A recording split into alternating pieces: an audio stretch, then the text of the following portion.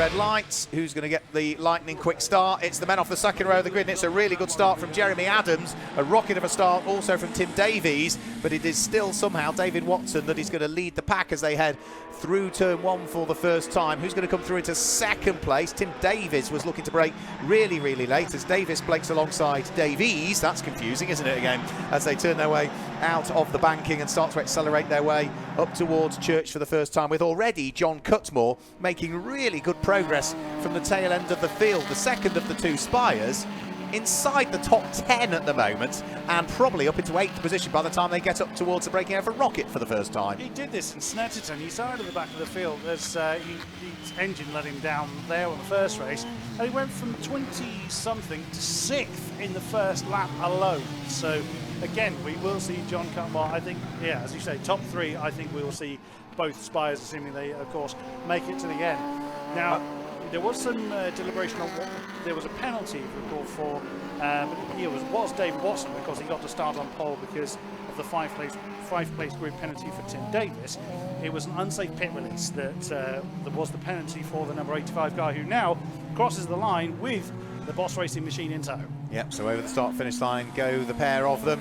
It is David Watson from Tim Davies in third place, ahead of Jeremy Adams, Richard Green and Richard Carter, completing the top 6 at the moment. Charles Holroyd is there in 7th place. Now, where is the number 85? Sorry, where is the number 98 Spire? It's slow. It was going slow towards the banking. I just saw out the window, and I think he stopped. Oh no, he's still going, but the whole field's passing him again. Yeah, it is. Yeah, John Cutmore grinding to a halt, getting ever slower, heading round through Church Corner. Such a shame. He's had a rotten day today. It's a long way to come, isn't it, to have a retirement early on in one race and what looks like a retirement early on in another. Yeah, by the look of that, that's going to need a bit more than a hammer and some gaffer tape to sort that out, as it now falls completely to the tail end of the field. So again, the Spire honour sits on Dave Watson's shoulders with Tim Davies, beg your pardon. It would be ideal if the Davis and Davies combination were on different ends of the field. One of them's either got to change Christian name or surname, or both. We can't have it.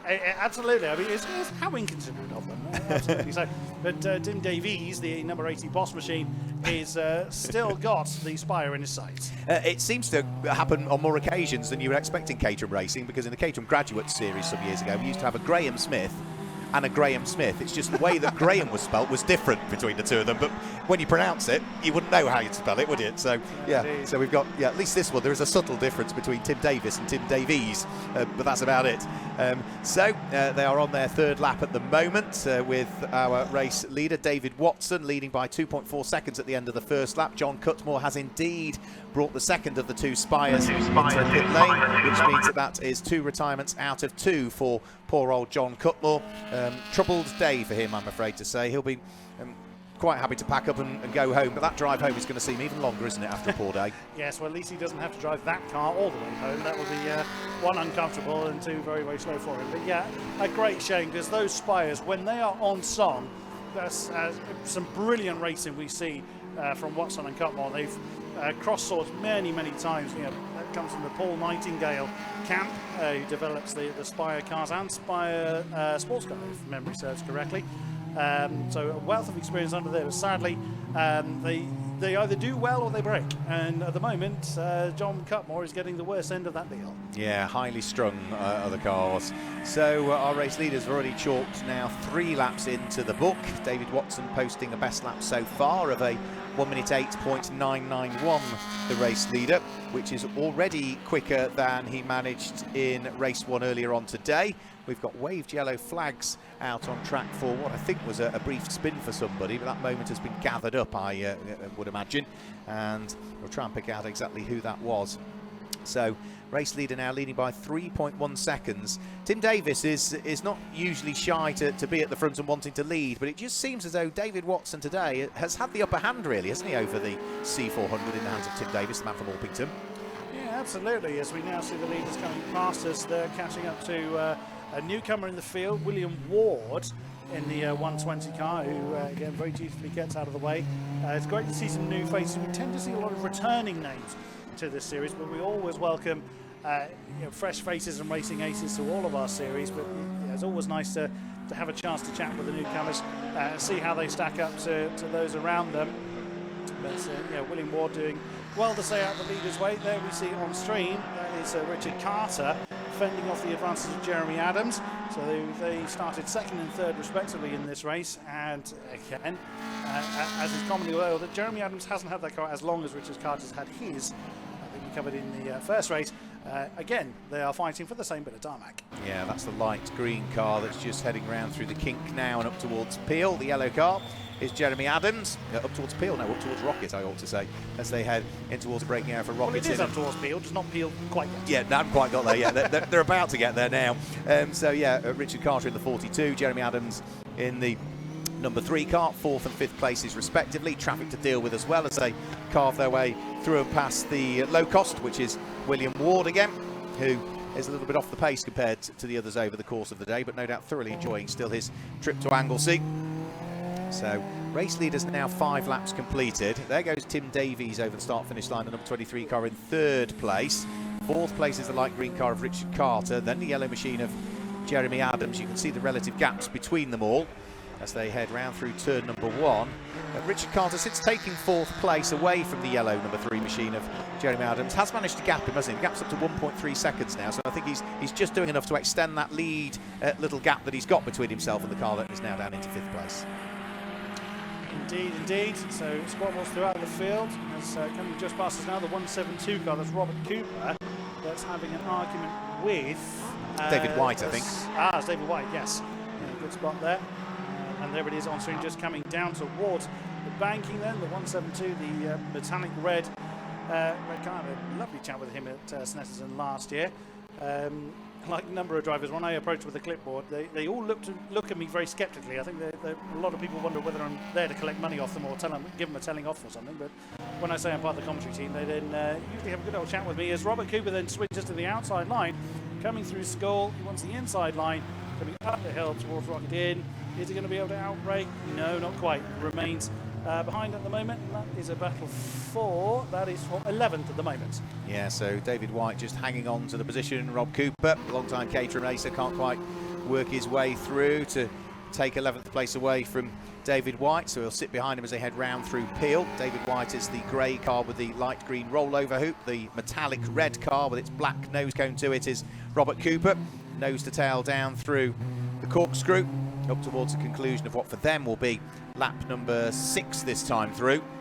So out of the final corner and over the start-finish line now go. Now they are catching the next of the cars ahead, those two, which is Malcolm Ash. No, they're not. The number 21 car, which is white and green, Malcolm Ash is quicker than those behind as they deal with the traffic again. William Ward tries to get out of the way and harms way at the wheel of the low cost, but that briefly, I think, compromised both of them, didn't it? Neither gained, neither lost through the traffic there. Unfortunate timing as they were coming up towards the braking zone for the banking, and again, as we said before, the slower car needs to be predictable for the faster cars to make their way through, but it's inevitable. Sometimes they're going to a little bit trip over one another, as now Robert Cooper gets the right foot down a little bit more along the school turn. Can he get that one done before turn 7? Yes, he can, but can he hold it? Big outbreaker maneuver and a huge lock up there from White.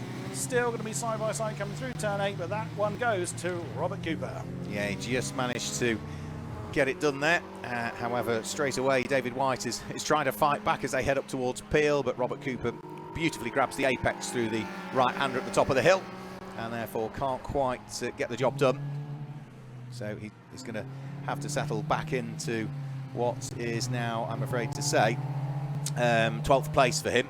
Our race leader, David Watson, still continuing to lap quicker than everybody else as well, so he's stretched the lead advantage now, the number 85 Spire, up to 4.4 seconds just before the pit window opens. Let's guide you through the order then before we see any cars dive for the pit lane.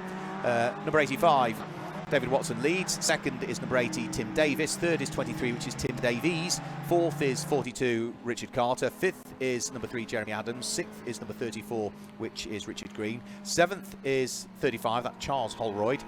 Eighth place is number 173, which is Matt Spark. Ninth is 62, John Saunders will start that car. Completing the top 10 is 21, which is Malcolm Ash.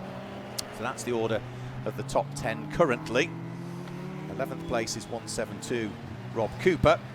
And then down to 12th, as we mentioned a few laps ago, is David White at the wheel of that grey car with its light green rollover hoop.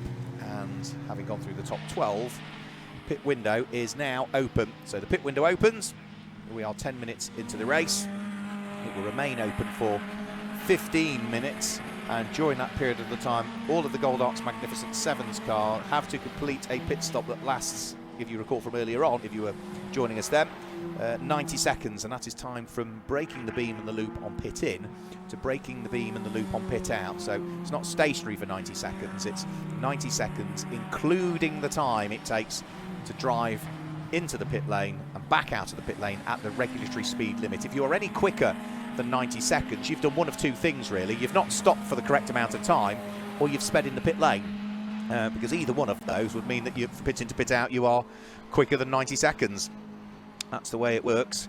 And for the lead of the race, it's now a 5.7 second advantage that David Watson has. The best of the battles at the moment is probably beginning to form for third and fourth place, which is the number 23 car of Tim Davies, the light blue car with its yellow flashes to it, getting caught slowly by Richard Carter's lighter green car, but they're still a couple of seconds apart. So Tim Davies in second place, edges his way up to the top section of the circuit, which is where our race leader is, David Watson. He's just turning his way in the number 85 car round through Peel now. See him working hard at the wheel. Tim Davies is 5 seconds back at the wheel of his Boss racing machine. But for David Watson, he missed out, did Dave Watson, on a race win earlier on because of a time penalty. On corrected times, he lost the win.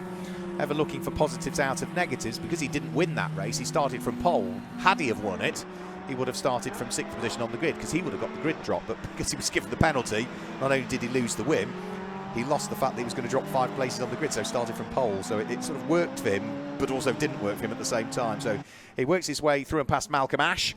So that is Malcolm Ash now placed a lap down at the wheel of the number 21 car. Malcolm is running in 10th position. Tim Davies in second place is busy at the moment because he is trying to work his way through and past David White's Caterham, which he does, are down at the Little Kink at School, and then up towards the braking area for Rocket. He dives past Rob Cooper's car as well. So the second place Black and Dalo orange car of Tim Davies now also dealing with a little bit of traffic on that lap. But we've not had any callers into the pits as yet, and we've already nearly had the first 3 minutes of the pit stop window now. So nobody as yet has dived for the pit lane. Our race leader is not going to this time. He's about to thread his way back over the start finish. So we have had one into the pit lane. Peter French is in.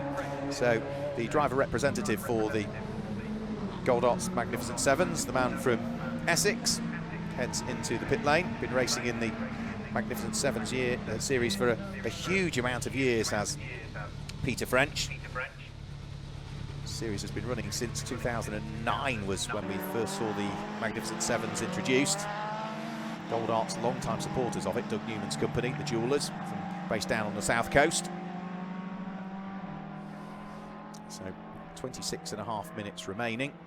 Rob Cooper still fighting way out on circuit. Into the pit lane comes number 23. So this is Tim Davies into the pit lane. Tim Davies, however, still remains out on circuit, as does our race leader, David Watson, who is threading his way, and not for the first time, past William Ward's low-cost kit car. William is now going to be, I think, 3 laps off the lead with that one, possibly 2. We'll have to wait and see. But down through the corkscrew again comes David Watson. Is he going to opt to dive into the pit this time through? No, he doesn't, but we do have other takers for the pit stops this time through. Tim Davies in second place. Is he destined for the pits this time? No, the second place car still remains out there on track. So first and second still continue round. Other cars that came into the pit lane that time through, number 173 Matt Spark, number 35 Charles Holroyd, also into the pit lane to serve their regulatory pit stop. There is Matt Spark down stationary in the pit lane with adjustments to tyre pressures being done. No doubt clock on the dash maybe that might be counting down from when they entered the pits to give them an idea as to when they need to exit the pit lane. But for these Magnificent Seven drivers, it's just a case of waiting for that clock to tick down, maybe the opportunity for a quick sip of water if they want to. And then back out for part 2 of the race. Tim Davies is just heading back out of the circuit, the number 23 car. That's the blue car with the Dayglow flashes to it around the rollover hoop. He came into the pit lane sitting in, what, 4th position. So he'll look to try and reassert himself, at least in that, if not a podium place, if at all he could. He finished in 5th place in the race earlier on today. But we haven't as yet still had our race winner in. In fact, anybody inside the top 5 has not come in as yet. So David Watson leads, Tim Davis 2nd, Richard Carter 3rd. The yellow car of Jeremy Adams is 4th. Then it's number 34, Richard Green. His black and white 420R completes the top 5. And all 5 of those cars still as yet to thread their way into the pit lane at some point. In fact, Tim Davis is in. So from 2nd position, the Boss Racing Caterham is in. So Tim Davis sitting there in the pit lane. Again, adjustments to tyre pressures if needed, just to take a bit of pressure out, try and get the tyre back into its core operating window. A quick check underneath the car as well for Tim Davis before I think all is well and the Boss boys are happy that there's no issues with it. And then he will thread his way back out onto track. No additional time penalties in the pit lane for the Gold Arts Magnificent Sevens. It's all done based on that grid drop. Tim Ralph is in as well at the wheel of the Class E number 6 car. His blue and Dayglow orange car entering the pit lane, but still our race leader continues out there. Now Rob Cooper and David White are still not that far away from each other. The metallic red number 172 car is still only, what, 4 or 5 Caterham lengths up the road from the green and light grey machine in the hands of David White. They've been pretty much inseparable in the first part of the race. As others have pitted and they haven't, then it means that they are now 8th and 9th overall. But Rob Cooper dives for the pit lane this time through at the wheel of number 172. David White, however, continues in the race, and just exiting the pit lane also is Tim Davis now. So he has served his pit stop. He has dropped down from 2nd to 3rd position now. There's another car that hasn't stopped. The number 42 car of Richard Carter is now up into 2nd place. So 85 David Watson leads, 42 Richard Carter is 2nd. Up to 3rd should be the number 3 car of Jeremy Adams. He has pitted this time through though, so into the pit lane comes the yellow number 3 car on this occasion. He's not the only car to come into the pit lane as well, because we've got another taker for the pit lane this time through. And that is going to be John Wright, I think, that has entered the pit lane on that occasion. So he heads for the pit lane, and also race leader is in. So into the pit lane comes Dave Watson, the Spire RB7, enters the pit lane. Again, mechanic chatting to driver as to just what's going on. Adjustment to tyre pressure is being done. There aren't that many drivers that Chris Buxton can chat to in this one. There's only one car that is a shared car, which is John Saunders and Patrick Scharfegger. And as far as I'm concerned, John Saunders was scheduled to have started both races, with Patrick taking over for part 2 of the race. That's in case they might have shuffled things in the off period. Big old thumbs up from David Watson as well. So a bit of a thumbs up from him as he sits there in that distinctively liveried sort of dark and Dayglow yellow crash helmet. Richard Carter is also in to the pit lane, also into the pit lane. So Richard Carter comes in from 2nd. Jeremy Adams in the yellow number 3 car enters the pit lane from 3rd place. So there aren't that many more now that haven't pitted. Who hasn't pitted? Number 34, Richard Green, has not pitted yet. Number 62, John Saunders, has not pitted yet. And number 21, Malcolm Ash, has not pitted yet. And neither has William Ward at the wheel of the low cost. So William Ward comes in as I say that. So that's one more entering the pit lane, which still leaves now just 3 cars to come in. David Watson is getting ready to head back out onto track. The Spire RB7, the engine has started, waiting for the clock to tick away, given the signal by the mechanics, and he heads back out onto circuit. And whilst he won't be in the lead of the race just as yet, by the time we've cycled through all of the pit stops, it should be looking reasonably comfortable. Just under 6 minutes of the pit stop window still to go. Malcolm Ash, I think, is destined for the pit lane this time through. So he will enter the pit lane as number 85 exits the pit lane. And for Dave Watson, I think that does actually put him back into the lead of the race instantly, actually. So I think any other car that hasn't pitted is not going to take the lead of the race away from him. Richard Carter is in as well, so the number 42 car is in. As I mentioned, he's about to leave the pit lane. We've still not had number 34, Richard Green, into the pit lane as yet, as far as I'm aware. That's the black and white car which enters the pit lane now, so Richard Green does indeed come in. And I think that only now leaves number 62, John Saunders, as a non-pit stopping car now. So are we going to see John Saunders head for the pit lane before too much longer? Where is his car? I'll have to try and pick out where he is relative to everything else that's going on. So out of the final corner comes our race leader over the start-finish line. Still work to do for the Spire, which carves its way through and past the next of the back markers. Number 62 out on circuit is heading down in towards the corkscrew at the moment, which is John Saunders, still as yet to pit. Is he going to dive in this time through? No, he isn't. So still 3 minutes to go, 3 and a bit minutes, so doesn't need to pit just as yet. It does now mean that that number 62 car is up into 4th place overall now, so not having us pitted, but he now is the only car that hasn't conducted a pit stop that is still circulating. Up towards the banking he goes. The car that's behind him on track is number 35, which is Charles Holroyd, who has pitted, and Charles Holroyd here is looking to try and unlap himself from the car that's in 4th position. So out of church, the two of them will go.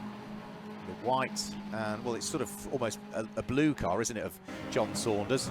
Under attack from the red machine of Charles Holroyd that sits behind. But no, John Saunders still hangs on to the place as they head up in towards the braking area for Rocket. Very slight snatched brake on the number 62 car, which meant that John Saunders just missed the apex on the corner there at Rocket. As they head now up towards Peel, is this going to be the lap where we see John Saunders in? He can still afford to do probably another couple of laps before he comes in, so doesn't need to worry as yet. He's done just over half of the race, so if he wants to equalise the driving time between himself and Patrick Scharfegger, you'd expect the 62 car to enter pit lane entry this time through, which he does. So into the pit lane comes John Saunders. That is the only car that has a shared driver combination in it. So Patrick Scharfegger will take over the number 62 car, which means that we have now cycled through all of the pit stops at this stage. Now, the one we need to watch now is just heading around through turn number 1 for 4th and for 5th position. That is Tim Davies under pressure from Richard Carter, so that's one we need to keep an eye towards.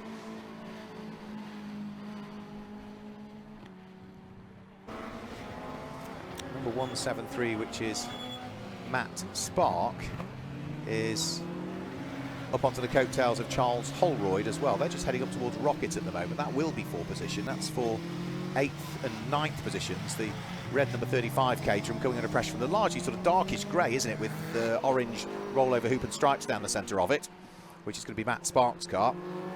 And they've just got traffic to deal with as well, which is going to be Peter French before too much longer, who is circulating down in 15th position. So Charles Holroyd will want to try and crack on with the back marker lappery, and I think they're going to meet Peter French right the way towards the end of the lap and should be able to squeeze their way through just before they get towards the start of what for them will be lap number 17.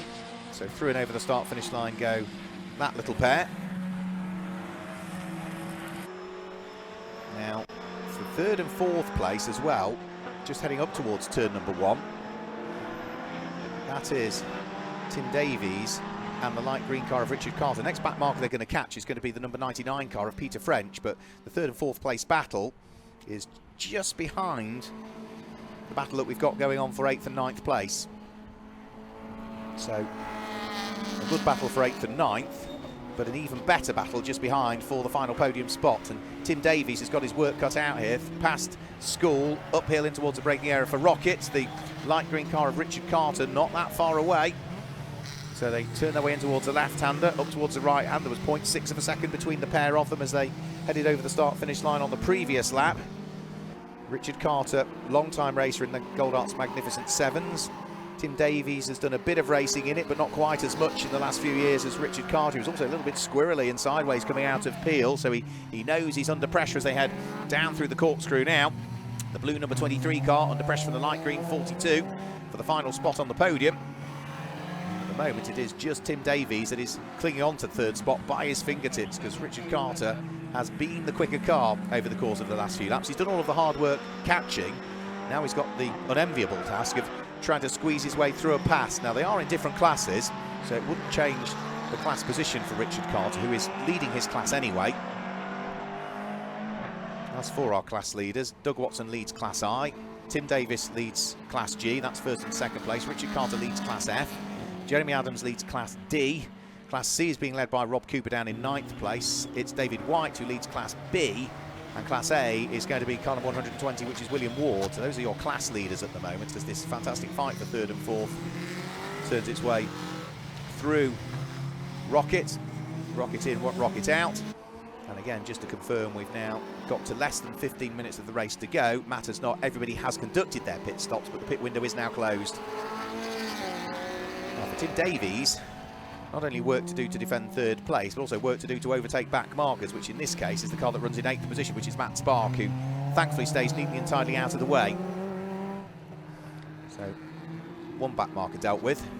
Having got past Matt Spark, the next car that Tim Davies is going to be forced to try and overtake is going to be not a particularly slow one. The red car of Charles Holroyd is the next car that will be caught by this fight for 3rd and 4th place. So up towards the banking they'll go. Richard Carter still within touching distance, but still not quite close enough to attack, is he, at the wheel of the number 42 car. So out of Church, speeds build again. They'll get in the slipstream of Charles Holroyd, and Tim Davies will squeeze his way through past Charles Holroyd. Richard Carter goes past as well and should just clear the back marker before they head up in towards Rocket, which will be important for Richard Carter. So the light green car also managing to squeeze its way through and past Charles Holroyd. So the fight is still there for 3rd and 4th position. And whilst the fight continues for 3rd and for 4th place, let's go down to the pit lane, which is where Chris Buxton is. We've got John Saunders again. We're not picking on you, John. It's just you're the only driver changeover in this category. Patrick Scharfegger is out there again. But again, so you finished 10th. You're looking strong. Yeah, no, it was a better start this time. Much better. And kept my place and had a good battle. It was really nice. Again, the racing was even better. The second race, nobody's touching everybody. Unfortunately, Matt Spark was leaking a little bit of fuel at the back. So I think someone behind me didn't see that and spun on it. Which took a bit of pressure off me because he was coming up fast. Yeah, no, it's a wonderful race. So again, an idea on where you want to finish, or just to finish? Just to finish, to be honest. That was hard work. 25 minutes and I was tapping my helmet to come in. I feel sorry for the guys who are doing the full 40, which is everybody except for me. But yeah, no, it's grand. Always a pleasure to talk to you. Thank you very much, John Saunders. Back up to Mark in the commentary box. Thanks a lot. Yeah, good to hear from John Saunders. Yeah, he is the only driver that gets time off for good behaviour. Every other one of them is in for the full duration, for which there are still just over 12 minutes of the race still to go here with David Watson. 'Twas ever, even earlier on today, he has been the man to beat today. He hasn't led every single lap of every single race, particularly in race number 1 where Tim Davis took a brief stint of leading, but largely he has been the man to beat and is now leading by 12.5 seconds from Tim Davis in second place. Still this great fight for 3rd, just going round through turn 1 as well. So there is Tim Davis in what is second place. Up towards the banking goes the fight for 3rd and 4th place. Richard Carter brakes as late as he can, almost outbrakes himself and tries to, I think, get a better exit coming off the banking to see whether he can get more momentum heading up towards Church. So you sort of take a later turn into the banking, which means you can triangulate it to a degree and get a better run coming out of it up towards Church, and that's what he's looking to try and do. He's picking up the slipstream and the tow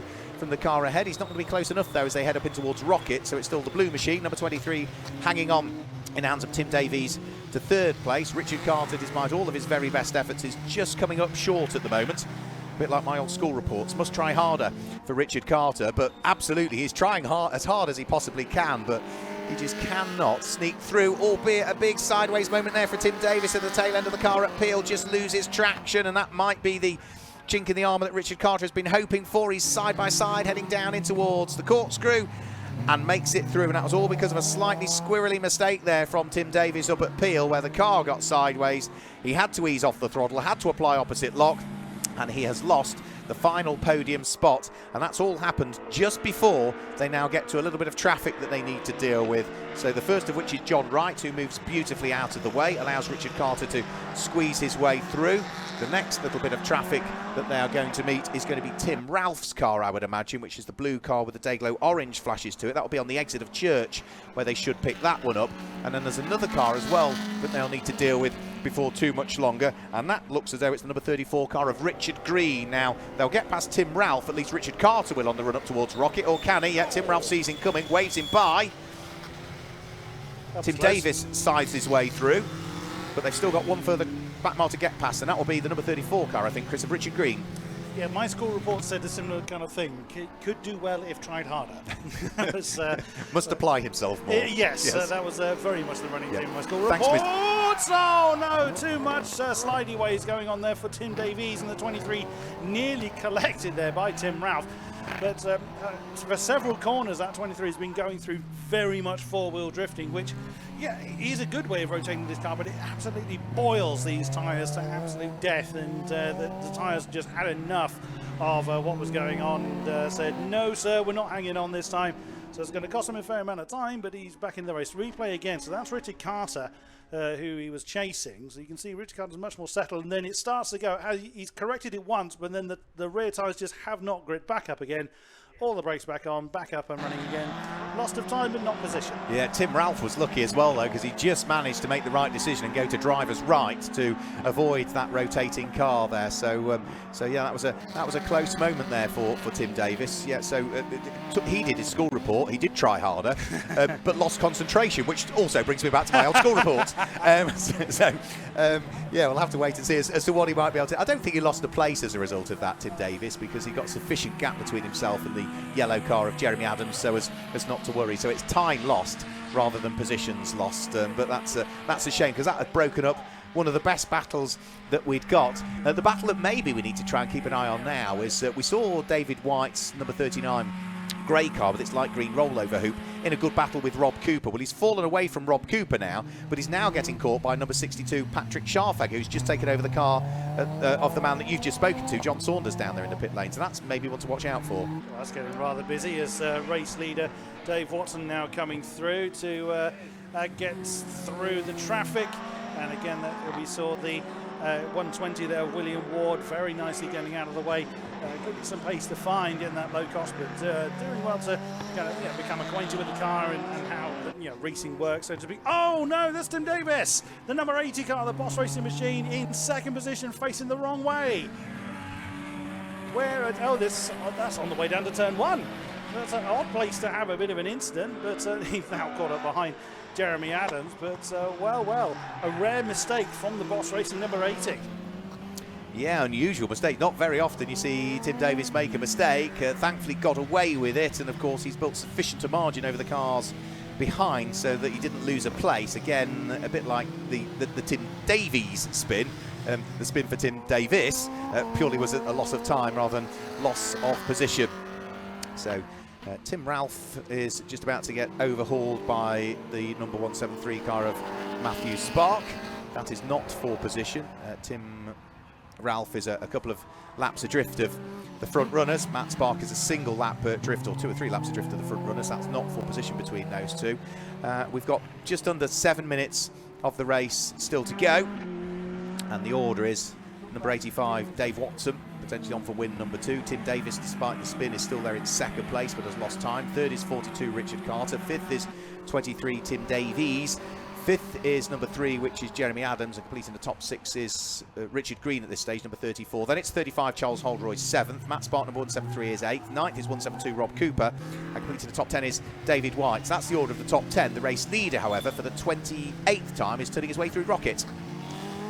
If there ever needs to be a pictorial demonstration of what is fast, that is the car you look at. It's just incredibly quick no matter where it is. Now, I also spoke to Paul Nightingale down in the pit lane, so I wonder what happened to John Cutmore again, because he was going so well and then it all suddenly fell away. Oil pressure sensor seems to be giving him problems. As soon as the oil pressure reads it is low, the engine is immediately shuts off. Now happened 3 times in the same lap, so John Cutmore quite wisely didn't want to risk it and brought that one back in. So that's what's happened to them. I mean, poor Nightingale has been absolutely everywhere. Yesterday he was here and then went to Alton Park and is back here again today. That's a few miles to clock up with it. But yeah, sensible thing for John Cutmore to do. You know, it might be a Pence part. It might be the sensor that's playing up. But if it's not the sensor, it is low oil pressure. It's going to be a far more expensive repair bill. So yeah, your best bet is park the car up. So Tim Davis sliding his way beautifully, power sliding his way out of the final corner. He is 24 3/4 seconds adrift of our race leader David Watson. So it doesn't look as though the Boss Racing driver is going to be heading towards a win here. He did claim the win earlier on. He said he would take it whichever way it came, but it was sort of not a gifted win. You know, it was a win on corrected times that he claimed earlier on. So either way, a win and a second, he'll be pleased with that, but he just hasn't quite had the same pace as the Spires, which is not usually the case. They're usually very, very evenly matched. They're very much so. You tend to find that the number 80 Boss Racing car tends to have a bit more grunt, raw power, but it's the manoeuvrability that favours the Spires. So same way that we see, you know, in previous races where the bigger engines do well on the areas where they can get the horses galloping. Whoa! As all the horses trying to disappear out of the rear axle of the number 80 car, and the smaller, lighter cars do well in the twistier technical parts. Similar kind of comparison between Tim Davis and the Spire pair, although they are blindingly quick no matter where they are on the field. But yeah, just Tim Davis just hasn't quite had the pace of the Spires, as you say. I mean, I can't remember the last time you saw them at the end of race 26 seconds apart. Well, I think he's struggling with tyres. He's getting oversteer absolutely everywhere. So I think the back end of that car just doesn't want to do what he's expecting it to do anymore now. And it just seems as though he's fighting the car. It looks nice and smooth as he comes through Church, but particularly through turn one, through the banking, and certainly coming out the final corner, it just seems as though, he's suffering with a bit of oversteer all of the time with that car, so the rear end is just losing grip to a degree. So he's through Rocket now, 3.5 minutes to go. He's only just heading through Rocket out as over the start finish line comes our race leader. That's the relative gap between the pair of them. And our race leader David Watson is going to be there again. Look at the oversteer again there as he heads round through Peel for Tim Davis. So do you think he's just wringing the neck of the car, or do you think it's tyres? I think it's the latter. I think it's probably tyres, maybe a bit of frustration, maybe he's just enjoying being sideways, who knows. We'll have a chance to chat with him, all being well, in the winner's circle come end of race as he dances around Matt Sparks' car. I mean, Dave Watson's pace is so much so that the only car on the same lap as Dave Watson is Tim Davis. So John Watson's absolutely David Watson. John Watson would be a welcome addition to any car lineup, I'm sure. David Watson has lapped everybody else right the way up to third, and including third position of Richard Carter. So an absolutely dominant performance again by the Spires. Yeah, so it has been a good old performance by David Watson, who is now 2 minutes away from victory. Our second place car still working its way up at the top section of the third circuit at Rocket.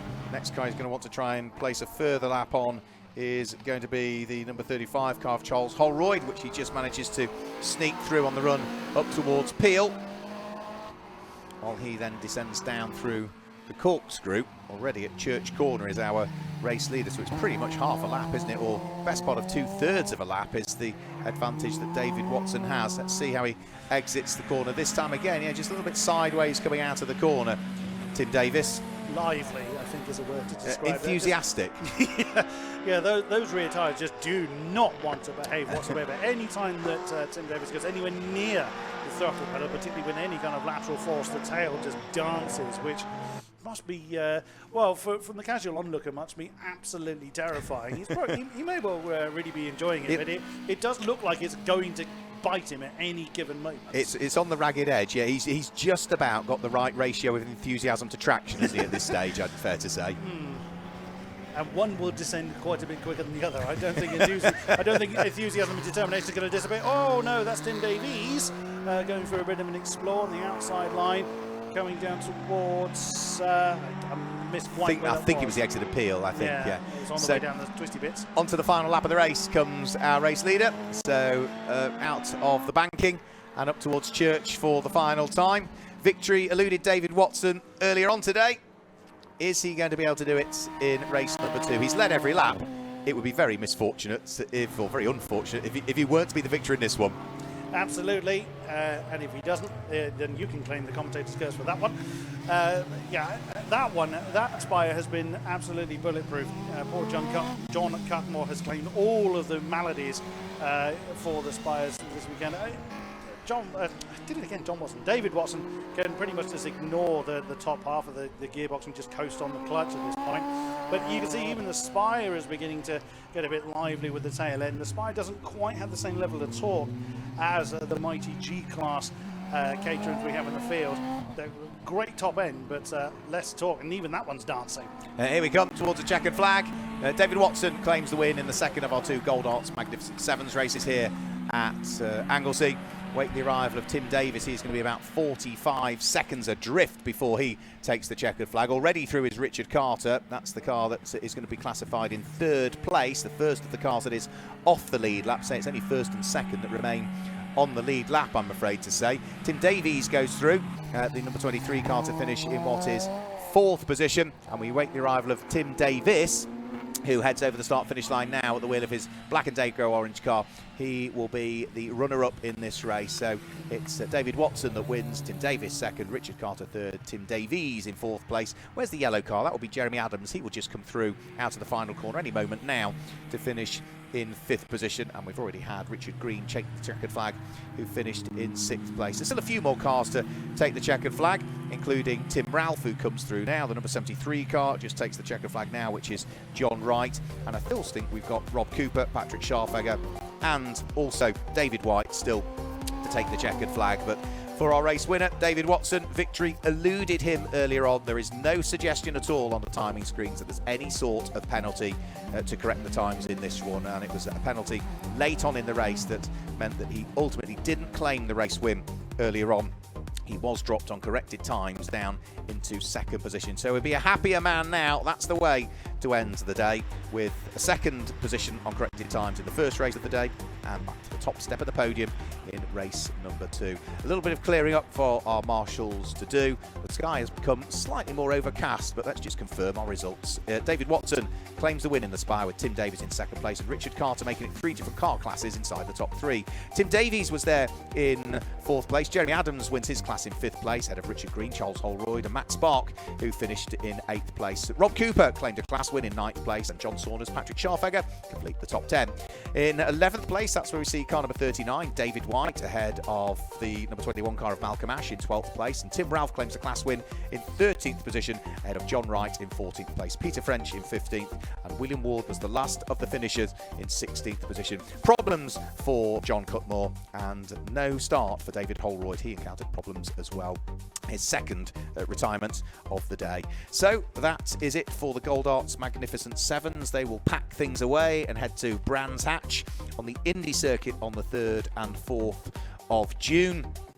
Chris Buxton will be making his way down in towards the Parc Fermé area to grab a word with our race winners ahead of what will be our final race of the day, coming up the Track Road Race New Millennium and Firm Builders Open Series, which are already making their way onto the start line. So it is not going to be long before we get our final race of the day, the final race of the weekend underway, and what's been a great return to Anglesey for the Classic Sports Car Club, as and when their calendar is announced for 2023, which is usually around November time. I'm going to be keeping my fingers crossed that we do return to this fantastic circuit in North Wales, so hopefully we'll be back next year. But before we know that, let's hand downstairs to Chris Buxton, who's going to chat to a couple of drivers. Down here in Winner's Circle, it's familiar faces again here for the Magnificent Sevens, as David Watson has gone for a chat with his crew over there, speaking to Paul Nightingale et al. Let's have a chat with this man who claimed the win last time out and fought valiantly to get back on the podium. 2nd place, Tim Davis. I've been going 10 rounds with Tyson, that was. It was looking somewhat lively, I think is the polite way of putting it. I take it you have very little in the rear tyres. There was nothing left at all. I was trying my best, but coming on the pit straight, that was one step too far, that one. Unfortunately, we need to keep this one quick. Great to see you again. Well done on another podium spot, Tim Davis. Third place again, Richard Carter. Great to see you again. A bit behind the spire, but still got to be pleased. Yeah, very pleased. Similar story to race 1 actually. Terrible start and then gained ground back again. And a battle with number 23, the other Tim Davis. And eventually got past him, and it was a bit lonely after that point, but it was good. A well-deserved podium spot. John Watson's already talking to his team. We'll throw back up to Mark Werrell in the commentary box for the final race, which is New Millennium and the Open Series.